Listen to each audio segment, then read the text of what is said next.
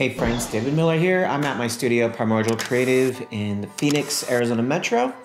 And today I want to tell you about how I go about making zines these days. Of course, copy machines are always like the default for people who want to get involved in making zines. And I'm lucky enough to have a day job that has access to a copy machine. But over the last year, I really wanted to step up my quality. And so I started making some publications through Blurb. And Blurb happens to own another company called MagCloud. And so having explored some of my options with Blurb, I've been making a few zines through MagCloud as well. And I just wanted to showcase really quickly what's the difference between the two, what you get out of them. So on my left is a black and white zine that I made on Blurb. It has a lovely, hard, glossy cover, and then the interior pages are all kind of like a form of high quality paper. It is paper. It doesn't have any gloss to it. And this is a black and white zine, but when I make a color zine, I do have the option to get that thick coated colored paper. And this page count about 32 pages. It's got a little bit of a spine to it. So it presents as a zine, as a book. It could go either way, you know? The MagCloud iteration that is 5x8 is more like a comic book, and it has a stapled spine, and much like kind of the Image comics of the 1990s that I grew up with, it has thick, glossy paper, but it's every page, including the cover. So the cover stock is the same as the page stock in this. And the cost of both of these against each other, I think the black and white and the color MagCloud copy are about the same. If this was a color Blurb publication versus a color MagCloud publication, the color Blurb one is going to be a few dollars more expensive. I think on average, without a coupon, something that's like 24 pages, comic book size, this runs me about $5. If I have a coupon, I can get it down to $3.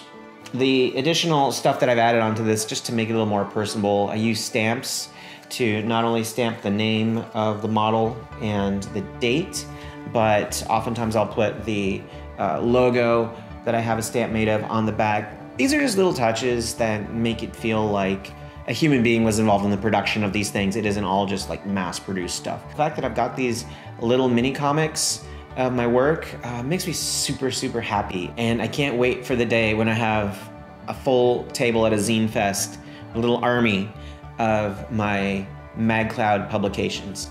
I was impressed enough by MagCloud's printing that I went ahead and ordered some posters for them. This size ran me $2 a piece, so I got 2 copies of this one, 2 copies of this one, and then a few other ones. The pop art halftone aesthetic is something that I set up in both Photoshop for color separations and using a copy machine. I have a video on that on my channel if you want to check out that whole process. This is very thick paper, high quality stuff. Again, something that I'm going to load up my zine table when the time is right.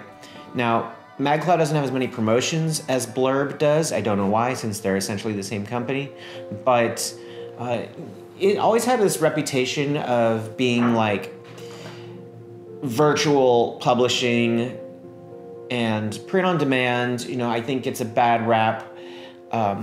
As far as quality level goes, I absolutely think it's worth it. If you're gonna do stuff just to try it out, then, you know, $5 here or there for one of these guys is not such a big deal. I've been super impressed with the print quality from both Blurb and MagCloud, and who knows, it might be the same machines making the same things. If you are like me and really big into comics culture, zine culture, I would actually recommend you go ahead and try these little mini comics. The way that I made this in Lightroom was using the book module. And when I made my book, I sort of disregarded what I was going to put for the cover. The cover page is what you have as your page 1 in the design process. And then when you output it, just output it as a 5x8 sized PDF. MagCloud will resize it once you upload that PDF to their site. And it may give you additional information about the page count that you have, you know, if it needs to add pages on, or if it can't do saddle stitch binding.